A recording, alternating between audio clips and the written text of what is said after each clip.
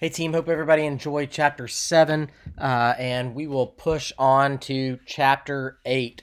Chapter 8 is an exciting turning point in our semester because we're moving on from external influences like the culture and subculture you grew up in, perhaps what demographics you fit in, how your social status and your certain reference groups affect your consumer behavior, and moving on to the internal influences that affect our consumer behavior, right? Remember that all of our external influences that we have, combining with those things that are inherent, that are innate to us, like our perception, how we learn about things, how memory plays a role in our how memory plays a role in how we recall brand messaging and any material that we derive from brands, even down to our unique personalities, the emotions that we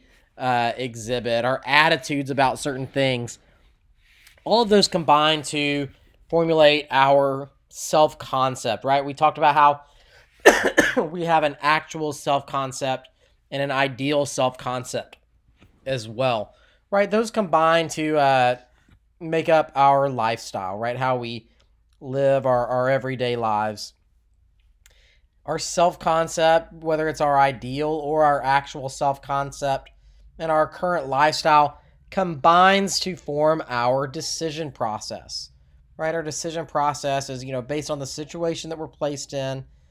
Do we or do we not recognize that we have a problem that needs to be solved, right? Then we search for information based on our external influences, our internal influences, and our how those make up our self concept and lifestyle.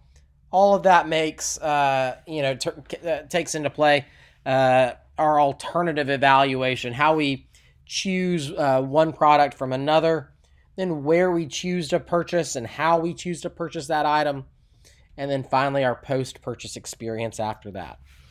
So we are moving on to the internal influences category of this consumer behavior model.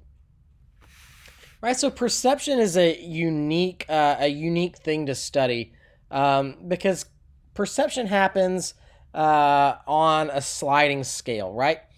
So perception happens initially when we're exposed to something. This is literally when something just comes into your vision, right? This doesn't mean you're necessarily paying attention to it.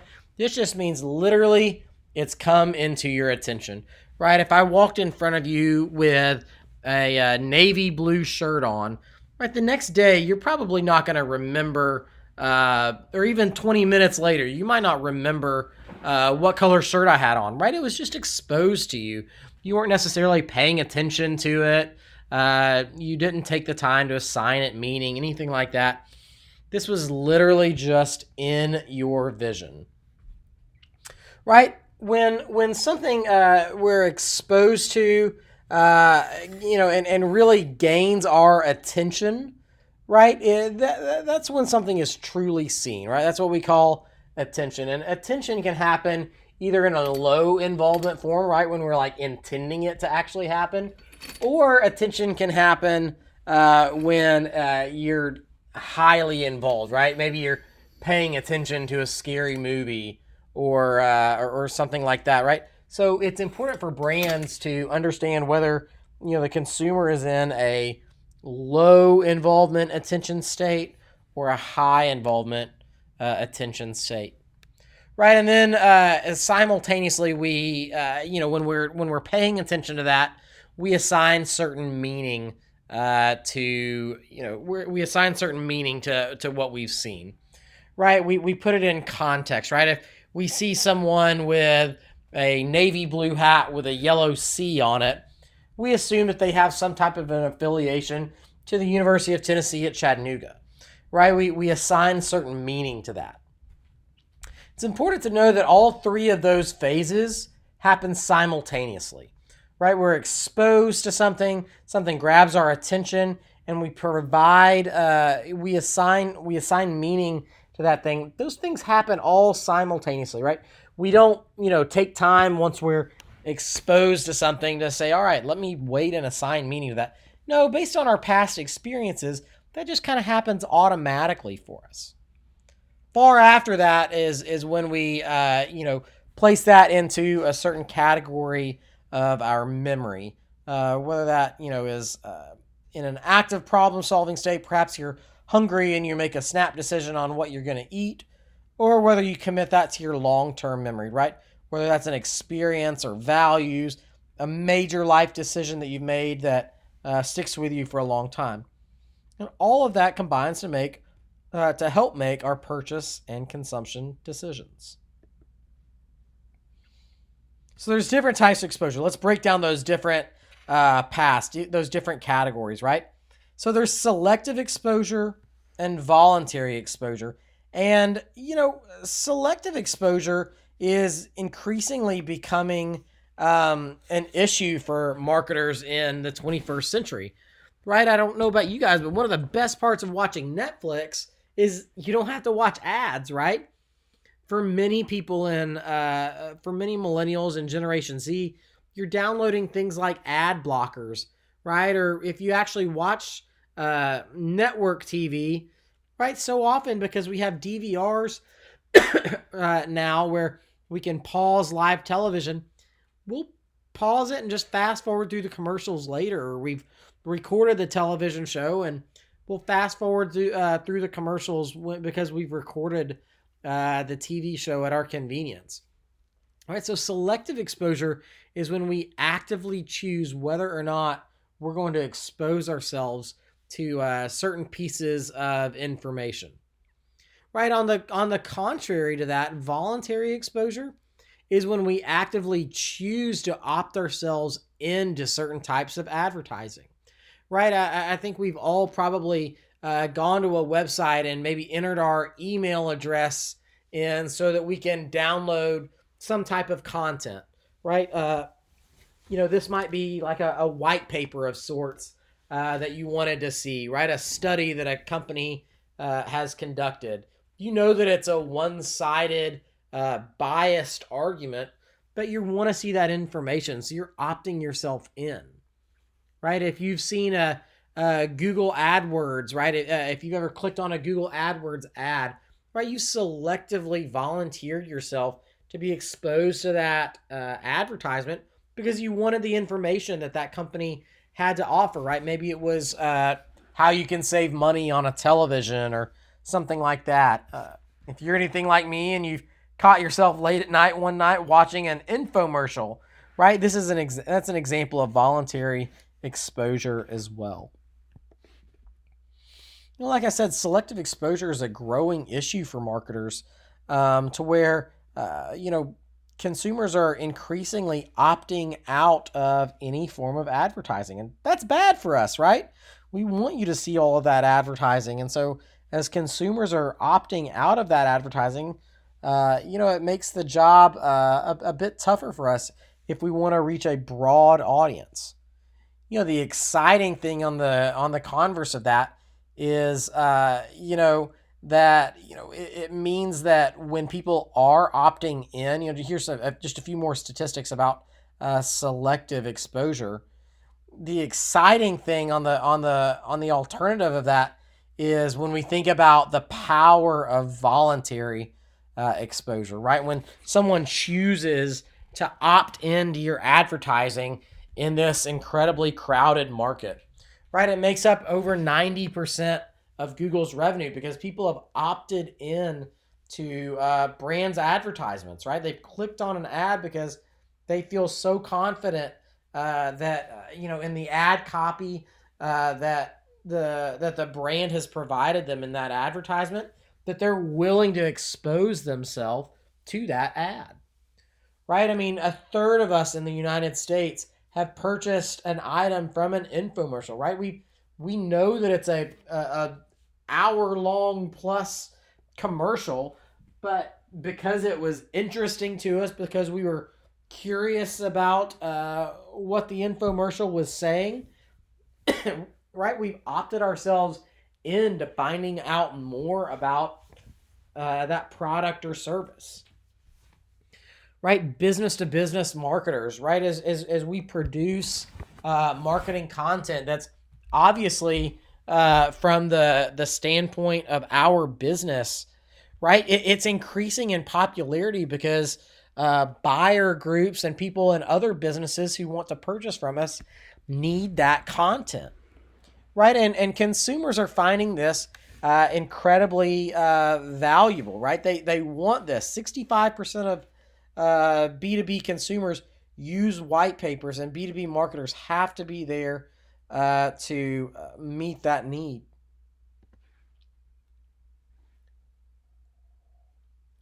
Right, moving to the next category about thinking about attention, right? When we actually get someone's attention as opposed to just being exposed to something, right? Attention, happens based on several things. And the first one I want to talk about is literally position, right? This is the literal placement of something in its physical space or time. And I want to talk about that in largely in the context of marketing and not necessarily physical placement in a store. Although physical placement in a store quite certainly matters significantly, right? A 2014 study showed that 82% of buying decisions are made in the store. And so the layout of the store, you want to be in their path. If they're making the decision of what they're going to purchase in the store, you want to be in the consumer's path, right? 20% of shoppers made impulse buys in categories they didn't set out to shop, right? And 25% of those impulse buys were simply because the buyer noticed a display, right? So certainly physical location matters, but I want to talk a little bit more about positioning in marketing advertising, right? And the original high impact zone of this could be put in context of a newspaper, right? You probably have heard the phrase above the fold, right? And so when newspapers were typically folded in half, that most valuable portion of the newspaper was in that upper left hand corner, and so that's where you would put your most important story that you would want to put it. As we start looking at website copy, consumers tend to look at websites like either the letter F or Z. I want to show you a few examples from a guy named Donald Miller with this. I think Donald Miller has some great thoughts on this. He uses what's called the grunt test a lot of times when he looks at websites, so that you could tell, if a website got your attention and got your attention in the right way. Let's look at the Liberty ID one first and show how they did this effectively. Right. So if we look at their website, I'll pull it a little bit bigger, right, so we can see it like it was above the fold. Think about the letter F on top of this, right? Here's the top part of the letter F, and then the middle right here with that center line in the F. Think about the letter Z right here, right? A Z back and forth right here. Wow, it almost exactly covers. It colors up the letter Z. It's pretty incredible, right? And it shows just how great of a website that they had. Let's look at another example that he shows, right? Fluoro, this company, right? Look, the letter F once again. They've got their logo in the top left-hand corner right here, and then top bar of the letter F, bottom bar of the letter F. Wow, I mean, it's looking great for them, right? Same thing with this Leaders for Leaders companies. Think about the letter F right on top of this, right? Top bar of the letter F, middle bar, right? It's looking great for them. They've done a great job on that. So keep in mind that on websites and print advertising, that positioning plays a significant role in getting our attention. All right, I want to show you a quick YouTube advertisement on this really quick, guys. And hang on just a second.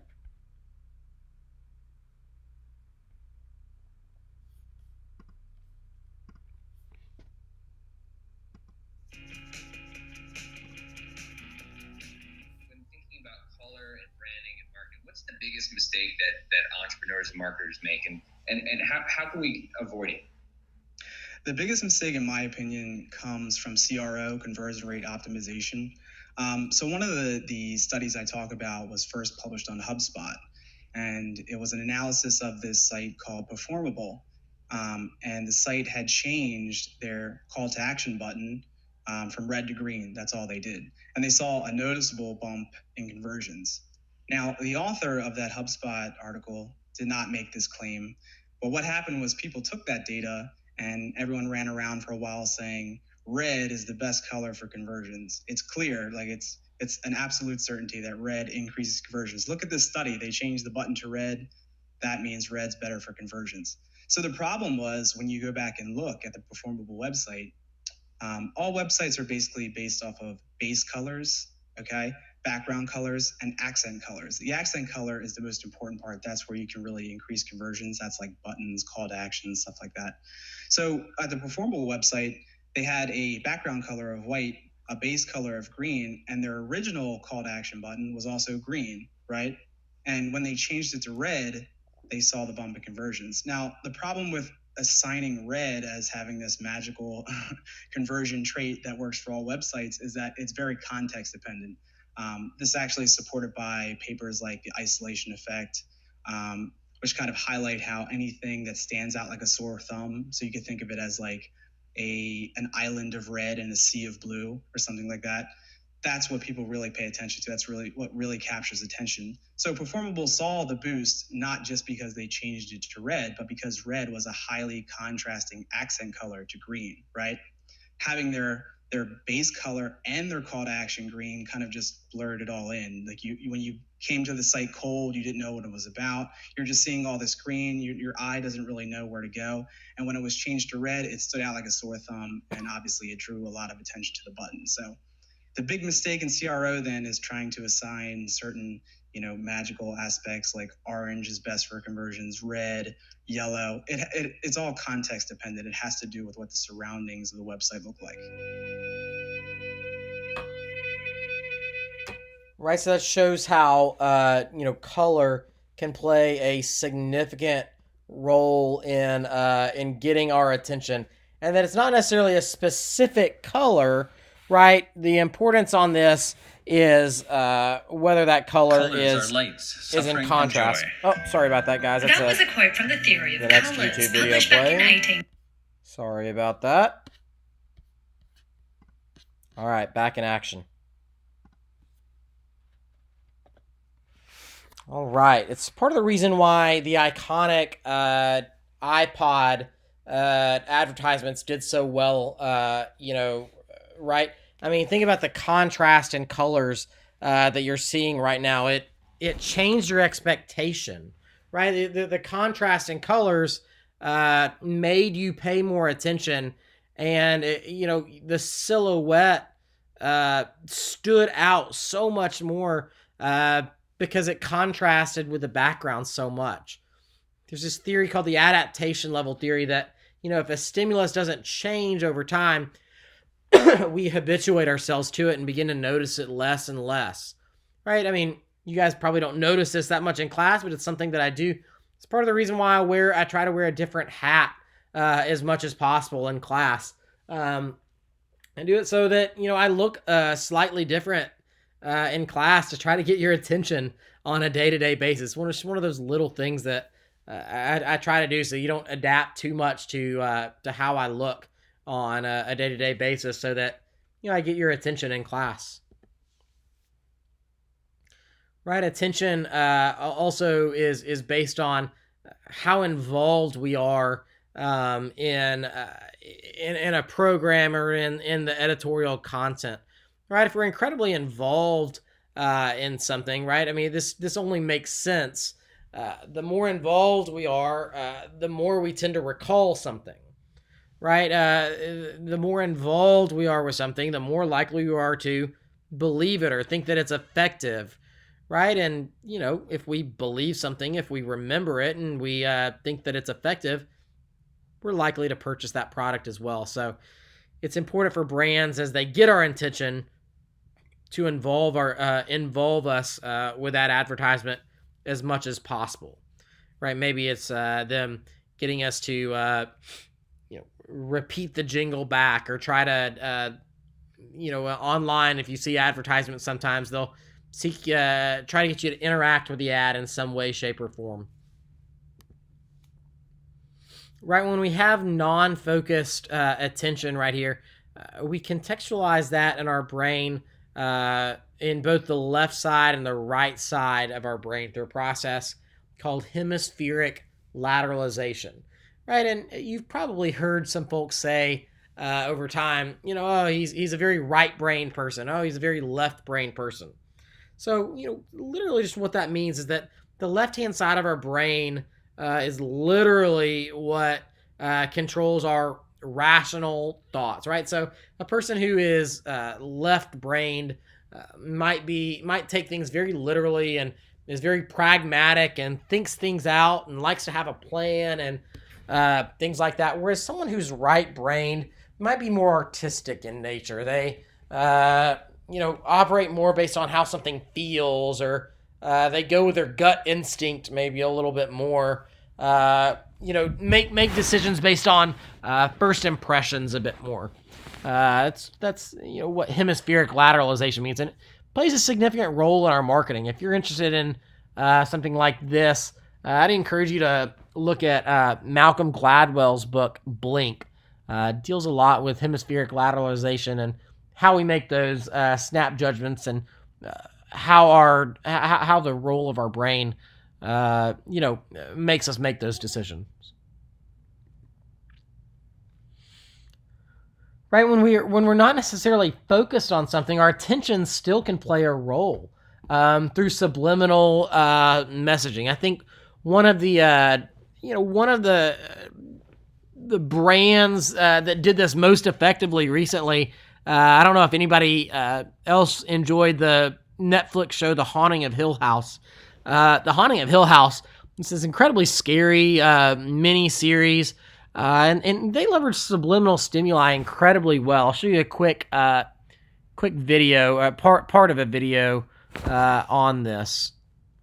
Their way to stalk the screen full of pale figures who surround our favorite characters. Whether we notice them or not, their presence freaks out our subconscious. In the first episode, Steven sees a ghost. A face looks back at us during the tour of the house. It's placed between two poles in the railing of the staircase, and it kind of looks like Captain Howdy from The Exorcist if you freeze the frame and zoom in. There's also a face behind Nell as she sits in her bed toward the beginning of the first episode. Plus, there's a blink and you'll miss an appearance of the bent neck lady a couple minutes later. Then in Steven's room, when the doorknob is jostling, there's a man lurking behind Steven. Not one, but 3 ghosts leer from the area to the right of the stairs as Hugh and Steven run down the staircase. When Liv talks religion with Mrs. Dudley towards the end of episode 1, there's a ghastly man looking out from behind a grandfather clock in the background. The time is nightmare o'clock.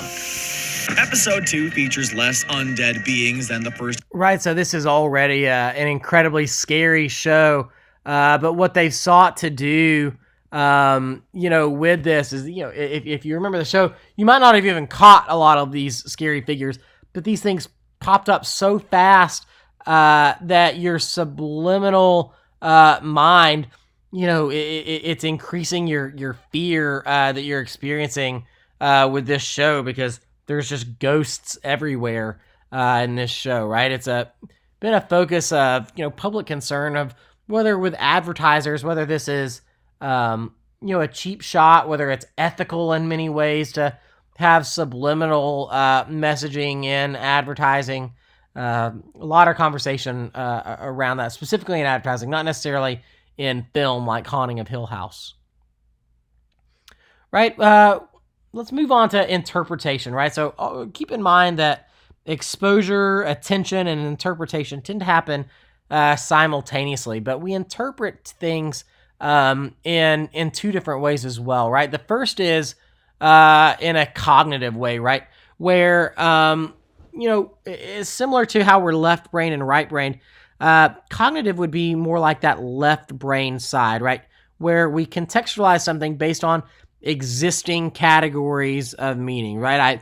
I pushed on the door and it did not open, so Therefore, it must be a door that I need to pull, right? We've placed this into existing categories of meanings because, the last time that I pushed on a door and it didn't open, when I pulled, it did open.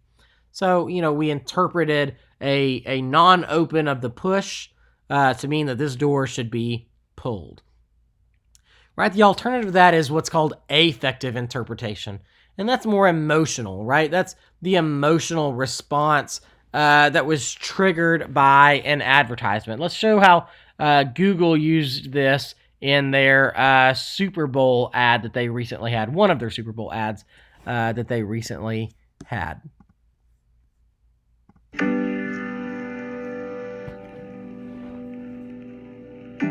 To most of you, these codes don't mean anything. You've probably never seen them or even heard of them. But 7% of you have. The 7% that spend weeks and months away from friends and family. Miss holidays and birthdays, weddings and anniversaries. The 7% that sleep in the cold, sleep in the rain, and sometimes don't sleep at all. The 7% that keep the rest of us safe. You know what these codes mean, because each of you has one of your own. No simple code can define who you are, but now it can help you search for whatever's next.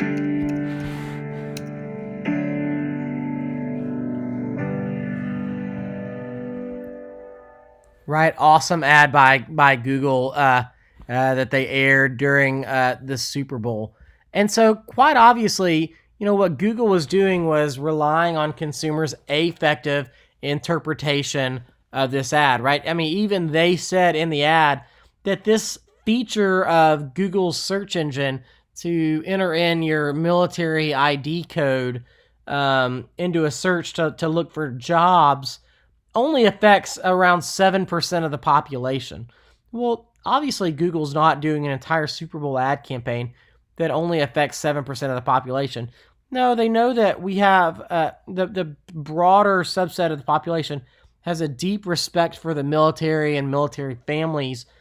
And so they want us to have an emotional response to the fact that Google is rolling out this new feature to help military families. And they're relying on the fact that, we will think positive things of them because of these emotions that they're eliciting in us.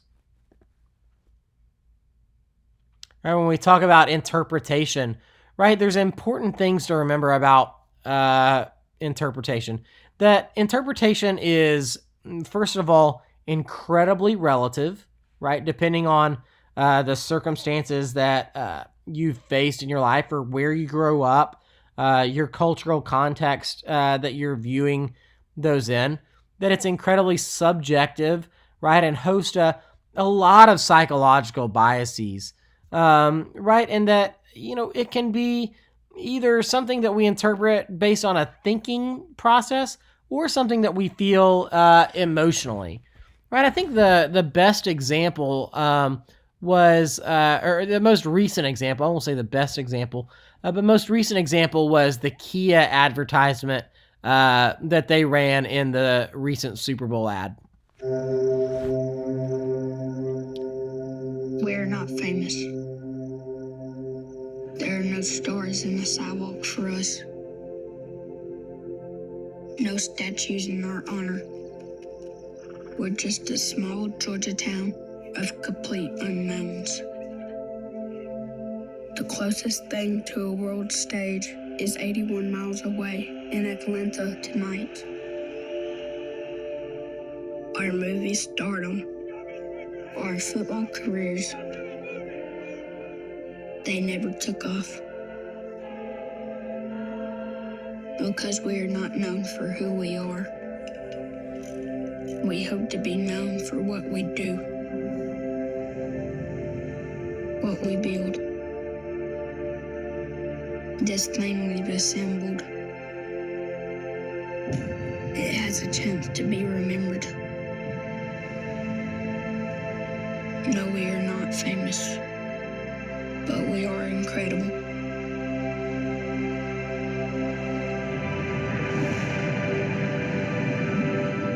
make incredible things.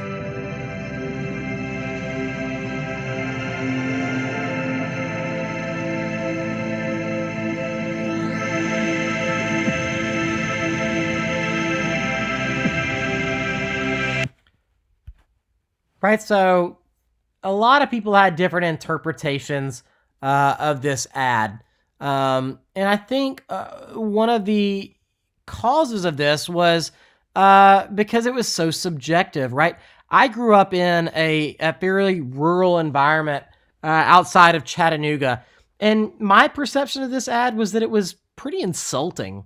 Personally, I felt like this ad was, looking down upon people who grew up in a rural context, who spoke a certain way, who looked a certain way, who held a certain job, that expectations of them were that they couldn't be famous, or that the best thing about West Point, Georgia was that Atlanta was 80 miles away.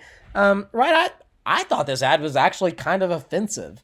I spoke to some of my friends who grew up in more of an urban context, and they didn't think that it was offensive, but they just thought it was bad.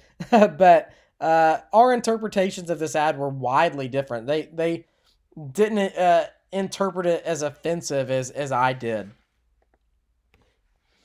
Right, so interpretation, right, like I said, it's because we all have physiological differences and we all have psychological differences as well.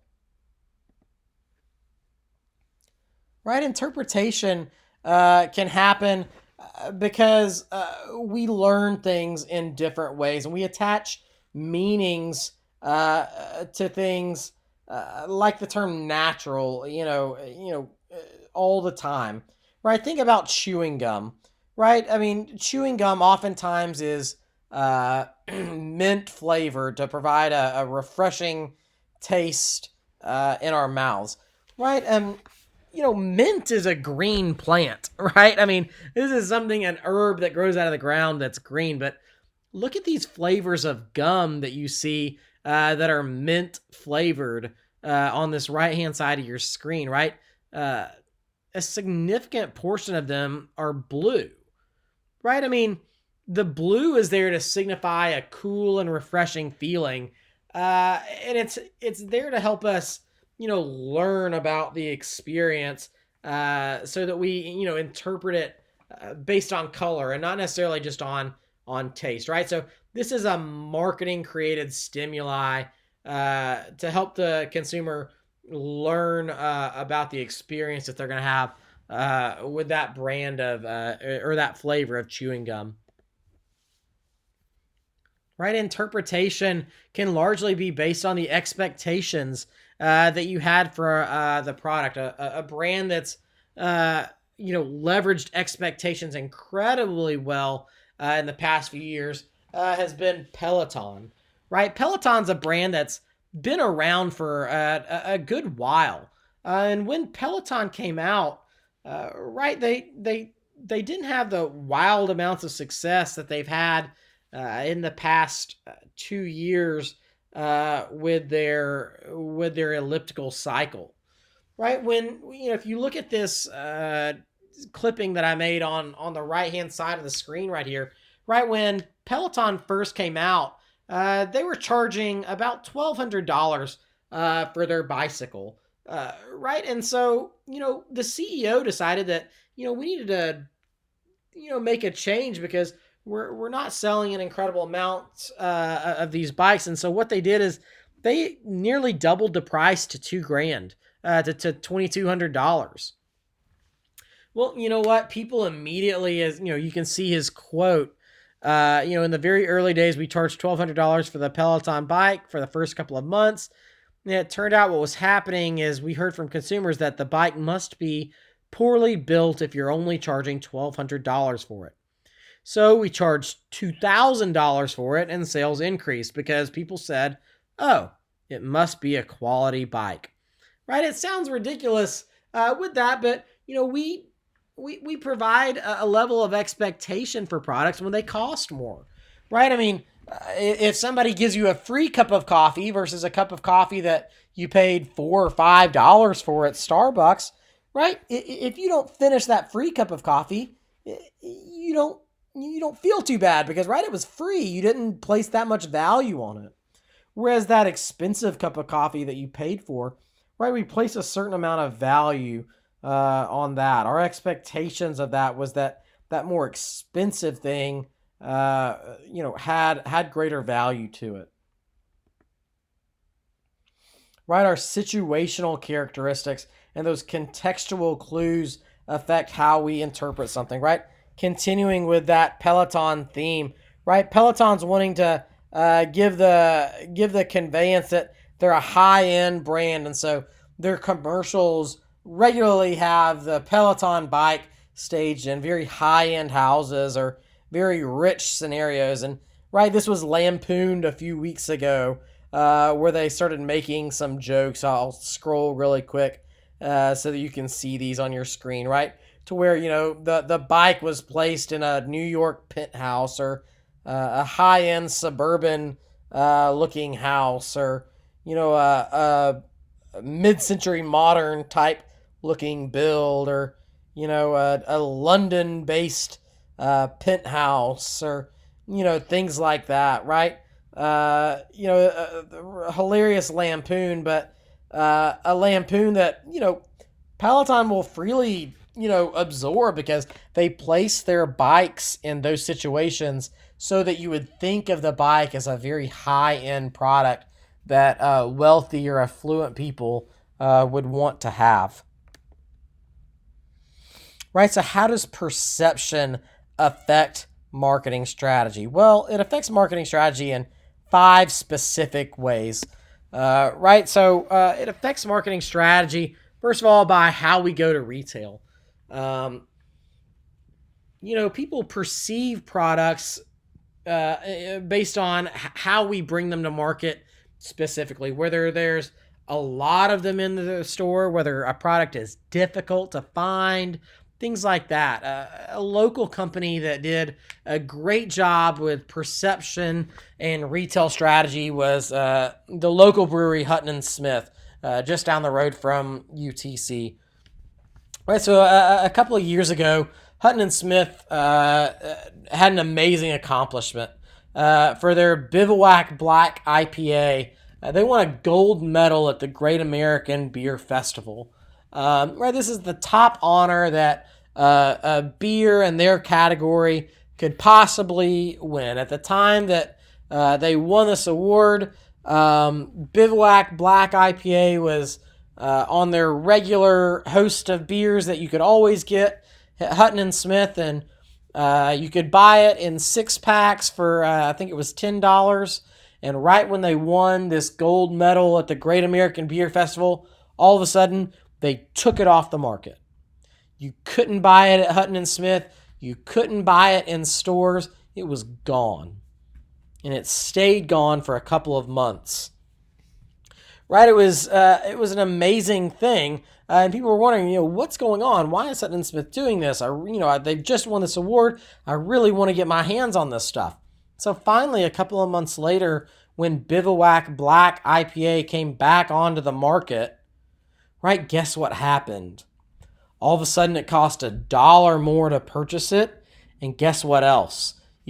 For the same price that you used to be able to buy a 6-pack of it, now it was in 4-packs, right? So think about it. Which beer is better? The beer that you could buy a 6-pack of for $10, or a beer that for $11 you only got 4 of them, right? The beer that was more expensive that you think of as better, right? It was part of their retail strategy for scarcity, that you wouldn't be able to find it as easily.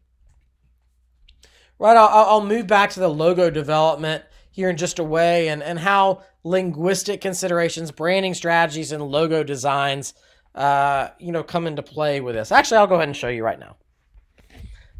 Let me pull up. This is, as you guys know, I own a marketing agency, and one of the things that we do is logo design. So I want to show you the logo design of one of my clients called Southside Wealth.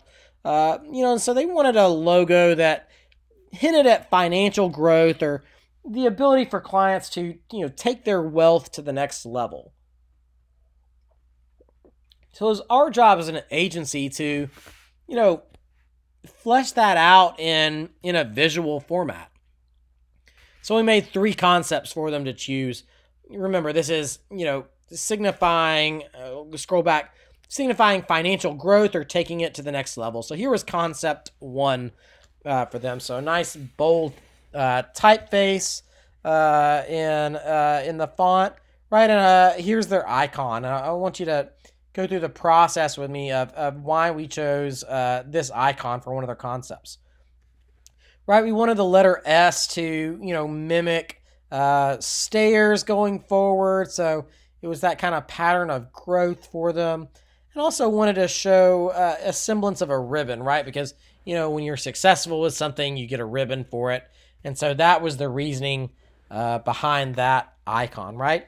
To bring apart that, bring out that message that they were trying to achieve. How it would look on letterhead, things like that. Right, so concept number 2 is how we try to do this with concept 2, right? And so let's look at the reasoning behind this icon right here. Right, so this is, within this icon itself, it's easy to see the arrow with this, right? I mean, FedEx has a similar concept to this, right? Where they have the arrow that's in the middle of the word FedEx to give the connotation of forward movement for them. Ours is pointing up to, show financial growth. And the same concept with the ribbon as well to mark to show success. Right, concept number 3 here. So here's the icon for this one. Right, we wanted this to have kind of the classic compass type symbol to show that we're here to help you direct your finances and that you have a trusted guide in place for you, and then that flower sunshine look to give the concept of financial growth to put that image in the consumer's mind. So by the way, I think they chose concept 3 with all of these, just if you're curious. So right, that's how we took perception and translated that into logo design. Right, perception also can take place in how brands choose to market themselves and the type of ads that they choose to place. Right, look at how Trader Joe's does this. Right, Trader Joe's doesn't have any social media platforms, absolutely none. For an incredibly popular brand like them, absolutely no digital presence. Right, the only way digital marketing presence that they really do is sampling, and they have a newsletter, right? A physical, low-budget paper newsletter that comes out 8 times a year with product specials that they have. The reasoning behind that is so that the local store can be the thing that they as you can see in this last line right down here, it illuminates the company's strategy of focusing the marketing on existing shoppers and just increasing the basket size, right? Whereas conventional grocery stores are geared towards driving customers in the store. What Trader Joe's wants to say is that, we're going to trust our stores to cultivate and keep that consumer. What we just want to do is once that consumer is in the door, we just want to make sure that they're buying more stuff. That's their only goal with their marketing. Right, and perception also plays a role in package design, right? Coca-Cola a few years ago tried to leverage package design to build up their perception as an eco-friendly product, right? So if you look in the bottom right-hand corner of your screen, for a limited time, Coca-Cola was going to change their iconic Coca-Cola can into white to show that they were going to protect polar bears and protect Arctic environments, right? And it was going great for a long time. People thought it was, fantastic that, that a brand like Coca-Cola would make a stand like this, until a few months later, Coca-Cola had to actually end the campaign because increasingly, simply based on the color of the can, people were starting to perceive that the Coca-Cola actually tasted different. People were complaining that the Coca-Cola didn't taste as sweet because it was in a white can as opposed to a red can. Now, obviously, Coca-Cola didn't change their formula during this brief campaign. But what, people perceived is just because something was colored different because of the package design, that it literally tasted different as well. So certainly perception can play a role in a vast array of our marketing. Guys, once again, thank you so much for bearing with me while I was sick on Monday. Look forward to seeing you again this coming Monday. And I hope you enjoy these YouTube videos. Please feel free to email me if you have any issue with these. Don't forget that we've got a midterm coming up soon as well. So look forward to helping you study for that. Have a great day, guys.